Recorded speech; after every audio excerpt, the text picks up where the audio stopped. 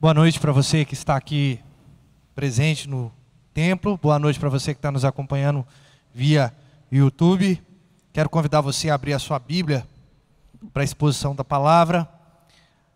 No Evangelho de Jesus, segundo o relato do seu apóstolo amado João, capítulo de número 8. Nós vamos fazer uma breve exposição desses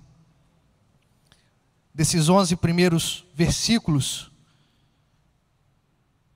E a minha expectativa nessa noite é que você saia edificado pela palavra do Senhor, pelo Espírito Santo que opera em nosso meio. E hoje nós vamos trabalhar com a temática de misericórdia e responsabilidade que andam e caminham, de lado a lado, ou lado a lado. Quero convidar você, em reverência à palavra do Senhor, se colocar de pé. Vamos ler os 11 primeiros versículos. Diz assim: Jesus, entretanto, foi para o Monte das Oliveiras. De madrugada voltou novamente para o templo, e todo o povo ia ter com ele, e assentado os ensinava. Os escribas e fariseus trouxeram à sua presença uma mulher surpreendida em adultério, e fazendo-a ficar de pé no meio de todos, disseram a Jesus: Mestre, esta mulher foi apanhada em flagrante adultério. Na lei nos mandou Moisés que tais mulheres sejam apedrejadas. Tu, pois, que dizes? Isto diziam eles, tentando para terem o que acusar. Mas Jesus, inclinando-se, escrevia na terra com o dedo. Como insistissem na pergunta, Jesus se levantou e lhes disse: aquele que dentre vós estiver sem pecado, seja o primeiro que lhe atire a pedra. E tornando a se inclinar, continuou a escrever no chão. Mas ouvindo eles essa resposta, e acusados pela própria consciência, foram se retirando um por um, a começar pelos mais velhos até os últimos, ficando só Jesus e a mulher no meio onde estava. Erguendo-se Jesus e não vendo ninguém mais além da mulher, perguntou-lhe: mulher, aonde estão aqueles que te acusaram, ou os teus acusadores? Ninguém te condenou? Respondeu ela: ninguém, Senhor. Então lhe disse Jesus: nem eu tampouco te condeno. Vai e não peques mais. Pode se assentar? Senhor Deus e Pai, nós somos dependentes da Tua palavra, dependentes da Sua iluminação nesse momento, ó Deus, e por isso nós estamos aqui, para nos alimentar da palavra que vem do céu, que é a Tua santa palavra, e ela só fala aos nossos corações através do Espírito Santo que habita em cada um de nós. Por isso, Senhor, que as nossas atenções, os nossos corações estejam voltados para a Tua palavra e que nós possamos sair daqui edificados, ó Deus, enriquecidos por aquilo que ela quer nos dizer nessa noite. É o que eu te peço no nome de Jesus. Amém. O livro do apóstolo João, ou o Evangelho de João, é um dos evangelhos, ou um dos livros que eu mais gosto na Bíblia. E o processo revelacional das Escrituras, ele se deu por dois meios. Havia a revelação mecânica, era aquela qual Deus falava diretamente com a pessoa e a pessoa escrevia. A exemplo disso, o apóstolo João mesmo, quando estava na ilha de Pátimos, Jesus apareceu e falou: tudo que você vai ver, João, você escreve nesse livro. Essa era a revelação mecânica. A revelação orgânica, a segunda das revelações, era que à medida que a pessoa ia vivendo, ou coletando alguns dados, ela ia escrevendo esse livro. A exemplo disso, os livros históricos. Nós temos os livros de Atos, o livro de Atos, por exemplo, no Novo Testamento, que é um livro histórico, que Lucas colheu informações a respeito da igreja que estava vivendo aqueles primeiros dias, assim como ele também presenciou alguns desses momentos. Lucas também escreveu o Evangelho. Lucas nunca conheceu a Jesus. Mas ele procurou a saber, através de uma investigação minuciosa, para poder mostrar a respeito da natureza de Jesus. E João, ele tem uma métrica muito interessante, porque ele é o último evangelho a ser escrito, um dos últimos livros do Novo Testamento a ser escrito, e ele pega todo o arcabouço dos profetas do Antigo Testamento, dos evangelhos sinóticos, principalmente Marcos, que é o primeiro deles. Tem um aspecto também que chama elemento Q, que num outro momento a gente pode trabalhar. Mas ele pega também os escritos dos outros apóstolos, como o apóstolo Pedro. Ele tem certo acesso a esses ensinamentos, porque as cartas eram lidas nas igrejas, e elas eram rotativas em sua maioria das vezes. Então João, ele traz uma perspectiva a respeito de Jesus muito mais ampla do que nós podemos imaginar. Não é à toa que nos primeiros capítulos, ou no primeiro capítulo, João, ele tem um objetivo: mostrar que Jesus Cristo é Deus. Jesus Cristo é Deus. Ele começa, no princípio era o verbo, era o Logos, e o Logos estava com Deus, e o Logos era Deus. A preocupação de João era provar que Jesus não era só um homem, não era só um benfeitor, mas era o próprio Deus encarnado, se cumprindo as profecias, portanto, no Antigo Testamento, se cumprindo as profecias agora na nova dispensação, na nova aliança. E nós estamos diante de um texto icônico, um dos textos que mais mexe aos nossos corações. Porque fala a respeito de uma mulher que é pecadora como eu e você. Que havia pecados na vida dela que fora revelado e o Senhor tratou no coração dela. Por isso que nós vamos tratar a respeito de misericórdia e responsabilidade andando de lado a lado, ou caminhando lado a lado.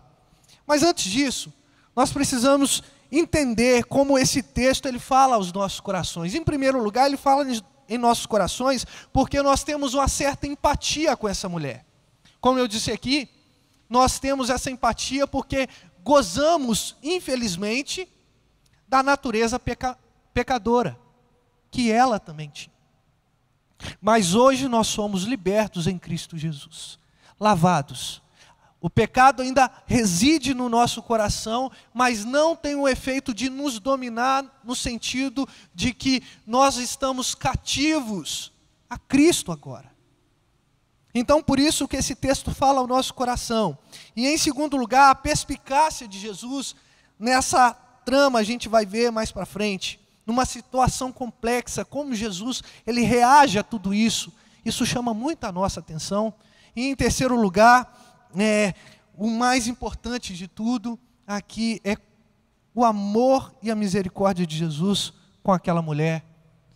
E esse amor e essa misericórdia é com a sua vida também. Então eu trouxe aqui 3 aspectos que nos traz empatia a esse texto, porque que nós gostamos tanto desse texto. Mas para a gente entender o que estava acontecendo, a gente precisa obedecer à regra do contexto. Jesus estava vivendo ali com a multidão e toda Judá, o momento da festa dos tabernáculos, a Sucote, ou a festa das tendas, ou as festas das barracas. Essa festa era uma festa que acontecia nos primeiros dias de colheita, onde o povo tinha muita fartura e eles levavam as suas ofertas até o templo.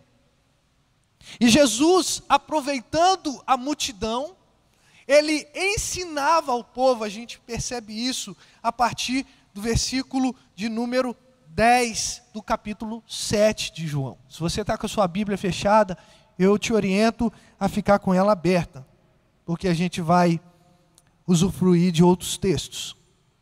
Então Jesus estava ali vivenciando uma situação de festa, uma situação de muitas pessoas juntas, e ele aproveitava a cada momento para pregar o Evangelho.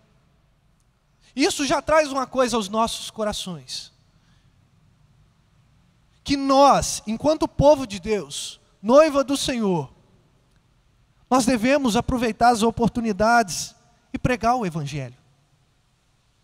Às vezes a gente está numa situação de festa, às vezes familiar, às vezes não. Nesse momento a gente está um pouco recluso, mas a gente tem o nosso convívio, a gente tem um nicho de pessoas que a gente trata dioturnamente, e às vezes a gente não tem coragem de falar do amor de Cristo. A gente não tem coragem de falar a respeito da Bíblia, a gente não tem coragem de falar quase de nada a respeito da nossa piedade em Cristo. A gente fala de futebol, a gente fala do Flamengo que vai jogar daqui a pouco, a gente fala da seleção brasileira que ganhou no dia de ontem, a gente fala da Covid-19, a gente fala de situações que aconteceram no nosso bairro, das eleições, dos candidatos, mas a gente não fala de Jesus, a gente não fala das Escrituras, a gente, na verdade, está vivendo um contraponto com relação às Escrituras. Mas Jesus, ele quebra esse paradigma, porque no versículo de número 10, do capítulo 7, ele fala que ele estava subindo para as festas, ou para a festa do tabernáculo, e acumulava um número de pessoas que queriam escutar a respeito de Jesus, mas ao mesmo tempo, muitos estavam desconfiados de se Jesus era mesmo o Messias de Deus ou um falso profeta. Essa desconfiança, irmãos, era um tanto que quanto normal naquela época. Porque muitos diziam que naquela época era um próprio Cristo. Só que somente Jesus foi capaz de realizar os sinais que apontavam diretamente para ele como Filho de Deus. E eles começaram a indagar uns aos outros, dizendo, olha, esse é o Messias de fato, mas outros falavam, não, esse não é o Messias, ele é um enganador, engana o povo, versículo de número 12. Entretanto, ninguém falava dele abertamente, todo mundo estava com medo por causa do povo fariseu, por causa do povo judeu, os religiosos de plantão, aqueles que estão às espreitas, procurando uma falha na sua vida. Tem gente que entra no Facebook, no Instagram das outras pessoas, apenas para apontar defeito. E como não se bastasse, ainda manda prints para irmãos, para poder contaminar, para poder falar, para difamar, sendo que a orientação bíblica é que nós, enquanto crentes em Cristo Jesus, nos aproximemos dessas pessoas e admoestemos essas pessoas na falta que ela está cometendo, de maneira particular. Mateus, versículo 18. E é nesse contexto de discórdia e ao mesmo tempo de enfrentamento do pecado, da crise, é que Mateus escreve que Jesus estava falando aonde tem 2 ou 3 reunidos no seu nome, num contexto de perdão, ali ele se faz presente. A gente precisa aprender esse tipo de coisa. Mas voltando ao nosso texto aqui, a gente compreende que Jesus estava ensinando, versículo 14, no templo. E muitos judeus estavam maravilhados com as palavras de Jesus. Afinal de contas, quem não se maravilha com as palavras sábias de Jesus? Se nós temos o contato com as Escrituras, e a Escritura, ela não mexe no nosso coração, alguma coisa está errada com o nosso coração, porque a palavra, ela é infalível. As palavras de Jesus, elas causam impacto, e não só isso, ela quebra paradigma e muda a nossa existência. É impossível a pessoa ter um encontro com Cristo e não gozar dessa realidade espiritual. Por isso as pessoas ficavam admiradas, porque Jesus estava dizendo aquilo que o coração delas faltava. Todo ser humano tem um buraco no peito do tamanho de Deus, afirmava um teólogo católico chamado Blaise Pascal. Por isso que as palavras de Jesus preenchem o nosso coração. E a multidão ficava entusiasmada, só que isso feria diretamente os religiosos, porque eles não queriam o Messias. Eles queriam ainda tomar a frente do povo. Eles não queriam queriam o libertador. Eles não queriam que a profecia se cumprisse. Eles queriam estar de maneira política, conduzindo o povo de Deus. E aí, esses fariseus, esses escribas, esse povo religioso, eles mandaram guardas para poder prender a Jesus. Alinharam-se aos guardas pretorianos, aos guardas romanos, para poder prender Jesus. Só que, para surpresa deles, quando os guardas chegaram e começaram a escutar as palavras de Jesus, eles se maravilhavam. Eles ficavam entusiasmados também. O que Jesus estava dizendo? Versículo de número 37 do capítulo 7. No último dia, o grande dia da festa, levantou-se Jesus e exclamou: se alguém tem sede, venha a mim e beba. E essa afirmação é uma afirmação muito contundente para aqueles dias. Porque o povo passava por sequidão também, era um lugar semiárido. E a festa do tabernáculo, das tendas, elas apontavam diretamente para aquilo que o povo passou no deserto. Eles sabiam que era sede, não esse povo de maneira empírica, mas eles sabiam pelos relatos dos seus antepassados. E Jesus faz uma declaração tão maravilhosa como essa, e não termina por aí. Ele fala: quem crê em mim, como diz a Escritura, do seu interior fluirão rios de água viva. Isso está lá em Ezequiel 47. E aí aqueles guardas vão escutando essas palavras. E eles voltam até os fariseus e os escribas. E o povo religioso, aquele povo que se acha mais santo que todo mundo, aquele povo que se acha melhor do que todo mundo. E quando eles chegam sem Jesus, os fariseus perguntam: olha, cadê aquele que a gente pediu para vocês prenderem? E eles fazem uma declaração maravilhosa. Responderam eles, versículo de número 46, jamais alguém falou como este homem. Como a gente pode prender alguém que toca tanto aos nossos corações e diz a verdade? Imediatamente os fariseus deixaram essa estratégia para lá e partiram para uma estratégia um pouco mais agressiva.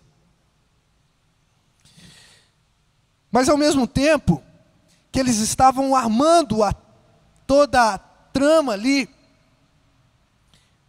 um homem que havia sido tocado por Jesus com as suas palavras, chamado Nicodemos, no capítulo de número 7, versículo 50, diz as seguintes palavras: acaso a nossa lei julga um homem sem primeiro ouvi-lo e saber o que ele fez? Nicodemos mostra aqui que as palavras de Jesus, lá no capítulo 3 de João, já estava fazendo efeito na vida dele. Ele fez uma tentativa de defesa de Jesus. Só que os fariseus não escutaram Nicodemos e queriam colocar Jesus à prova. E por conta disso, ficaram à espreita de uma mulher e pegaram ela num flagrante adultério. E é onde o nosso texto chega. E essa estratégia dos fariseus era uma estratégia muito boa. Por quê? Porque se eles interrogam Jesus e falam: mestre, porque é assim que eles tratavam Jesus, mostrando que ele era mestre em Israel, portanto ele poderia dar uma palavra de firmeza. Mestre, essa mulher foi pega em flagrante adultério, e a lei do nosso povo diz que ela deve ser apedrejada. O que você diz? Se Jesus falasse assim: apedrejem ela. Eles iam apedrejar, matar ela, conforme está lá em Levítico capítulo 20, versículo 10, e Deuteronômio capítulo 22, versículo 22 e 24, até o 24. Ele ia falar: apedrejam ela.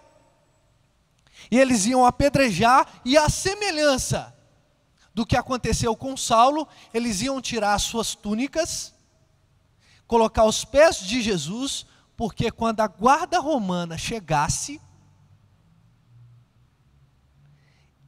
a guarda ia perguntar quem é o responsável pela morte dessa mulher. Porque a pena de morte, na época dos romanos, do Império Romano, era uma pena que somente os romanos podiam aplicar. E Jesus ia ser preso. Mas se Jesus falasse: não, não apedrejam, pelo amor de Deus, não façam isso, eles iam acusar Jesus de não ser o Messias, porque ele não cumpria a lei. É um beco sem saída para Jesus. Parece que de fato, enfim, pegaram o Salvador, mas não era o momento. Esse não era o momento da morte de Jesus. Jesus ainda havia de ressuscitar Lázaro, havia ainda de curar um cego de nascença, como nos explica João no capítulo 9.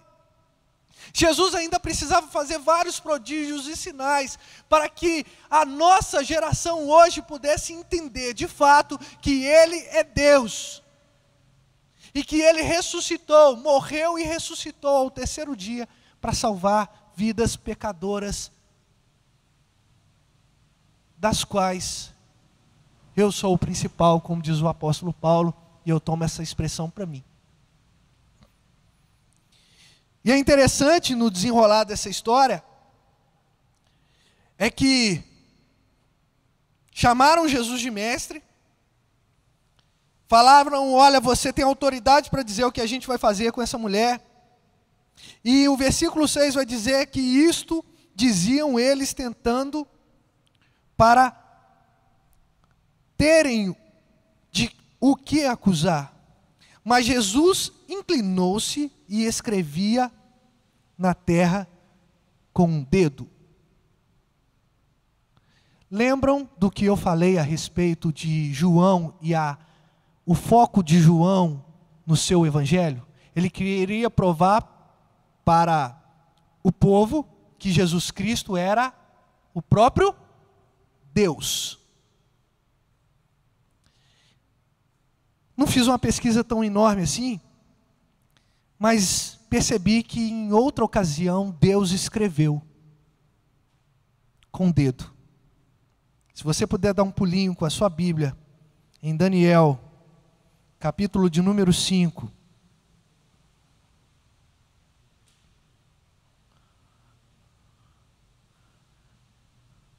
Eu vou contar o contexto para a gente não precisar ler todos os versículos, mas o rei Belsazar, ele estava dando uma grande festa com muitas bebidas. Estava dando muitas festas, uma festa grande, com muitos amigos. E ele pediu para que os seus amigos, os seus empregados, buscassem os utensílios que o seu pai, Nabucodonosor, havia retirado do templo que estava em Jerusalém. E das taças do templo e dos utensílios do templo, eles faziam de cálice para eles beberem o vinho, a qual há dissolução e contenda. E aí, se você der um salto até o versículo 25, você vai saber que, aliás, versículo 25 não.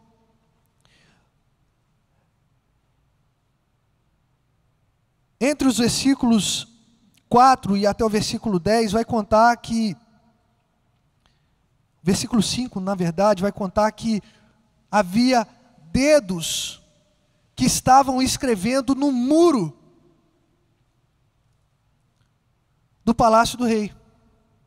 E as palavras, aí sim o versículo 25, que estava sendo escritas ali, era Mene, Mene, tekel parsim, que a interpretação era: contou Deus o teu reino e deu cabo dele. Tekel, pesado foste na balança e achado em falta. Não vou ler o restante para a gente poder ir direto no nosso texto.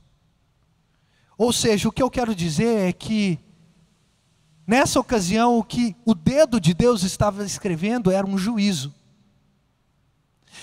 E muito provavelmente o que Jesus, o Deus afirmado por João, estava escrevendo naquela terra, naquela areia, naquele terreno, era um juízo.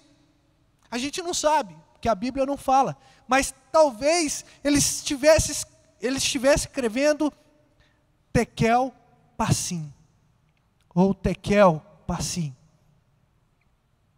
que significa pesado fostes, mas em ti há falha. Talvez Jesus estivesse escrevendo um monte de falha, de um monte daqueles que estavam com as pedras nas mãos. Talvez Jesus estava escrevendo ali um monte de pecado que eu e você cometemos todos os dias.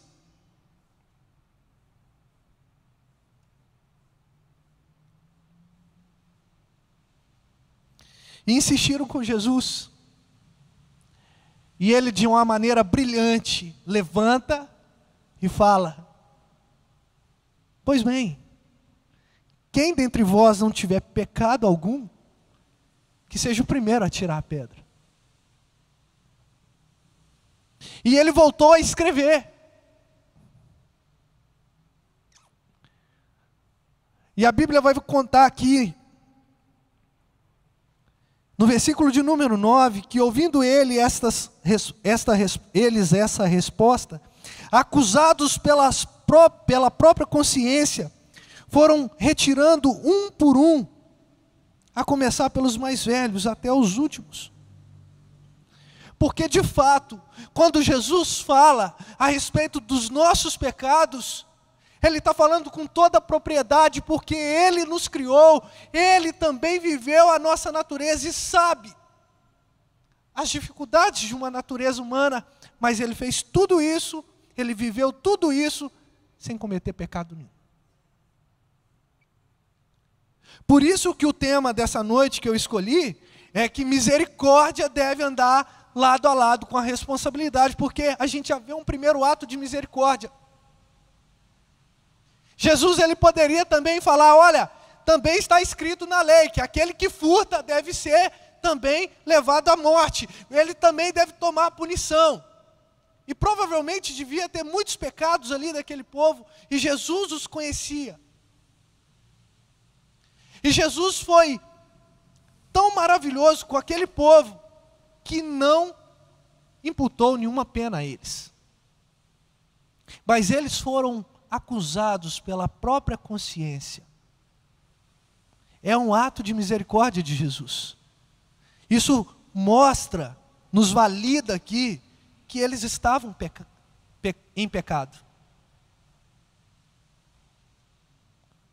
E mesmo assim, aquele que poderia acusá-los, não acusou.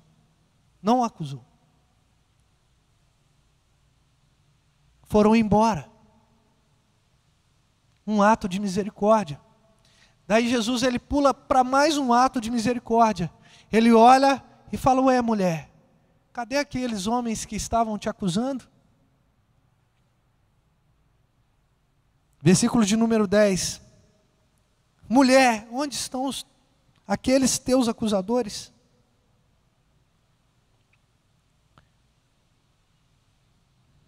Ninguém te condenou? E ela respondeu: ninguém, Senhor. E ele, Cristo, sendo humilde, falou: olha, tão pouco eu te condeno.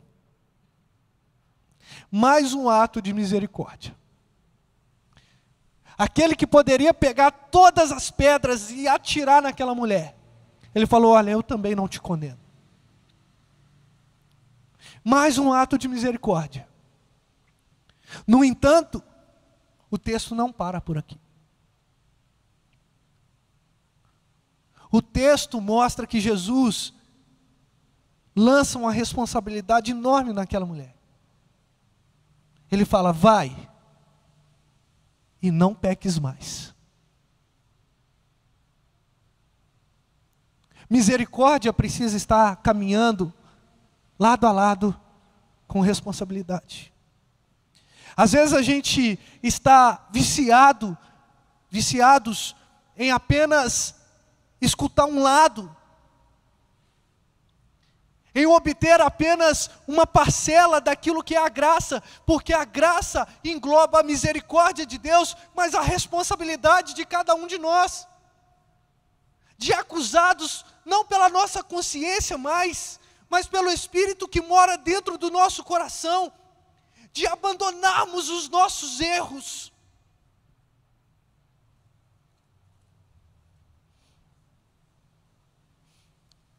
Quero terminar, irmãos,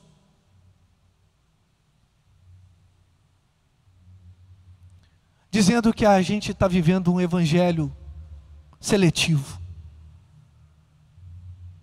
O evangelho que a gente escolhe o que a gente vai viver. O que você quer? Parece um grande balcão de self-service, e a gente olha e fala: misericórdia, opa, isso eu quero. Graça, oh glória, graça. Bênção espiritual, maravilha. Prosperidade, maravilha. Responsabilidade, não, isso eu não quero. Isso é tempo, né? Vai me custar tempo. Ser presbítero, Deus me livre. Ser diácono, Deus me livre. Líder de ministério, Deus me livre. Não, isso dá muita confusão. Ser igreja, não. Eu quero os benefícios da igreja. Se Cristo vai buscar a igreja, eu quero ir com ela. Mas eu quero pagar o preço de ser igreja? Não. Por quê? Porque envolve o vai e não peques mais. Vai e seja santo. Vai e faça a diferença lá fora.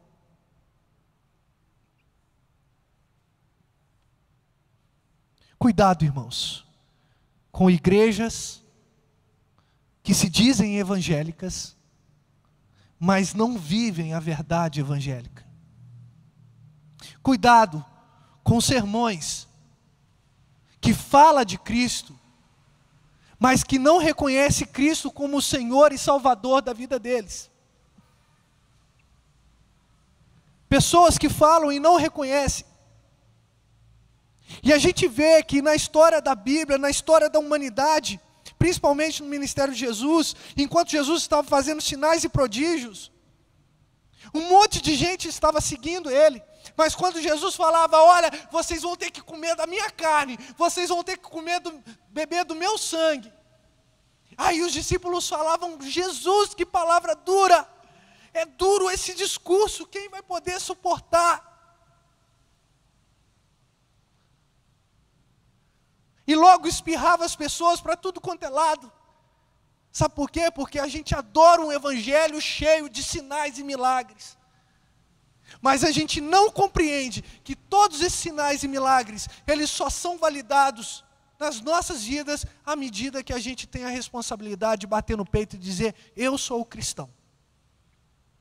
Porque não adianta nada você receber uma bênção na sua vida física, na sua saúde, se a sua mente, se o seu coração está indo de cabeça para baixo para o inferno. Não adianta nada se o seu corpo está aqui na igreja e o seu pensamento está em qualquer outro lugar. Não adianta nada.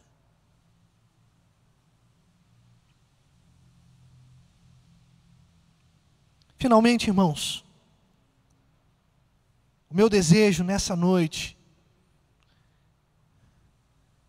é que você, não acusado pela consciência, mas impactado pelo Espírito Santo que habita no teu coração, a você que está nos assistindo na sua casa, não acusado pela sua consciência, não acusado pelas minhas palavras, não acusado pela instituição chamada igreja, mas pelo Espírito que mora no teu coração, que você se converta ao Senhor. Que você de fato tome uma postura diante do Senhor. Que você de fato desfrute das maravilhas que o Senhor tem para te dar. Mas também abrace as responsabilidades. Nós temos direitos, mas temos deveres.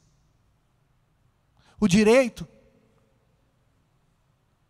a autoridade que nos foi dada de povoar o céu quando nós formos chamados, ou quando Jesus voltar na sua imensa glória, nos foi dada em Cristo Jesus na cruz. Mas juntamente, quando ele estava sendo assunto ao céu, ele falou: ide, pregai.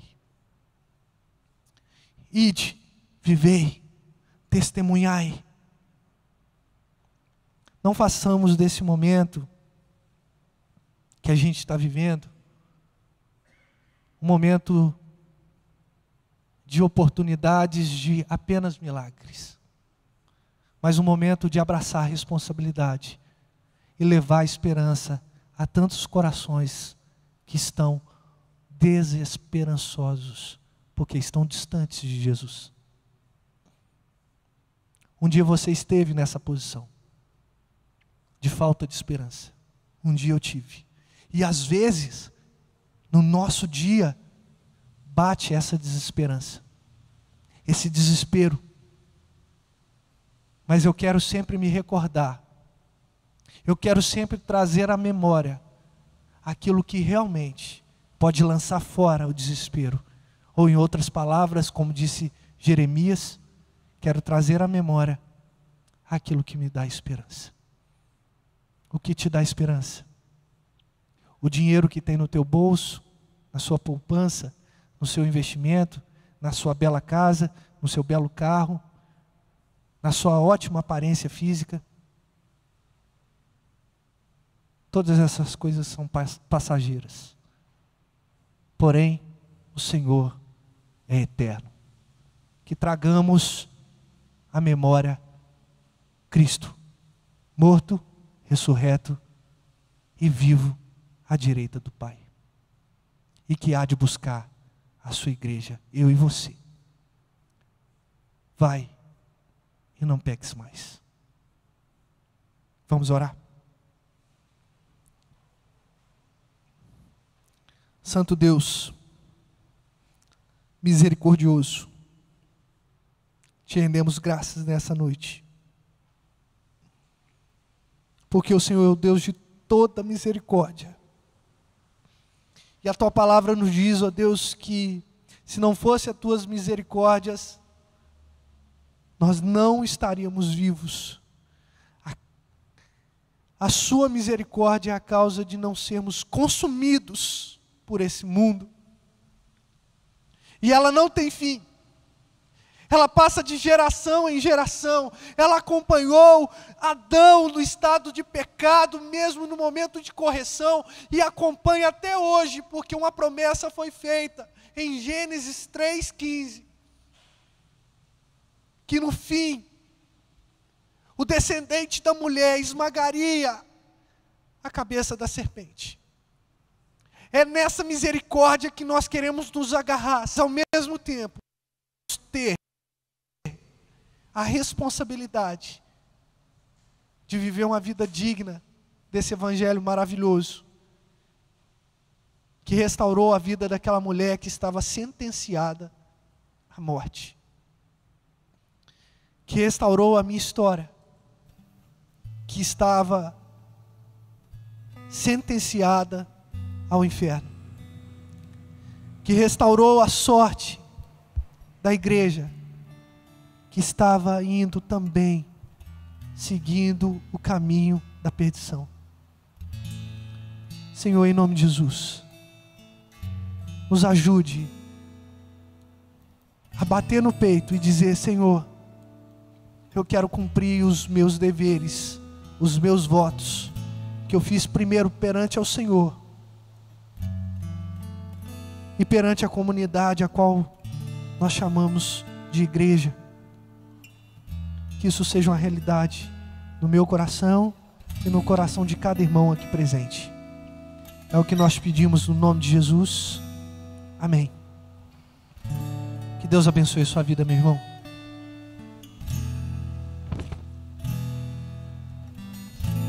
Convido você a se colocar de pé mais um momento. Vamos louvar o Senhor.